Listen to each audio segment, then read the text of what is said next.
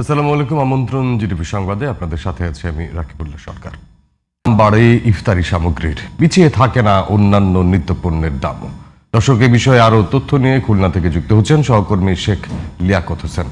লিয়াকত, ইফতারি ও ঈদ সামগ্রী সহ নিত্যপণ্যের বাজারে রমজানের প্রভাব কতটা পড়েছে, কি বলছেন ক্রেতা বিক্রেতারা? রাকিব, আপনাকে ধন্যবাদ। আপনি যেমনটা বলেছেন, খুলনায় নিত্য পণ্যের বাজারে রমজানের প্রথম থেকেই দাম চড়া ছিল। বিশেষ করে ইফতারি সামগ্রীর মধ্যে মানুষ শরবতের জন্য যে লেবু ব্যবহার করে, লেবুর দামটা ছিল, লেবুর দামটা এখনো কমেনি। তবে সবজির দামটা কিছুটা কমেছে। যেমন বেগুন আগে 70 থেকে 80 টাকা দাম থাকলেও এখন 40 থেকে 50 টাকার মধ্যে এসেছে।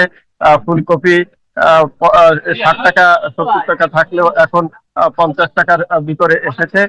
এছাড়া অন্যান্য যে সবজি রয়েছে তার দামও অনেকটা কমে এসেছে। ইফতারি সামগ্রীর মধ্যে বিশেষ করে টিসিবির যে পণ্য দেওয়া আছে তাতে চিনি এবং খেজুর আর দেওয়া হয়েছে সেখানে ছোলা। ফলে কিছুটা বাজারে ওই টিসিবির পণ্যের প্রভাব পড়েছে, যে কারণে কিছুটা কমেছে নিত্য পণ্য দাম।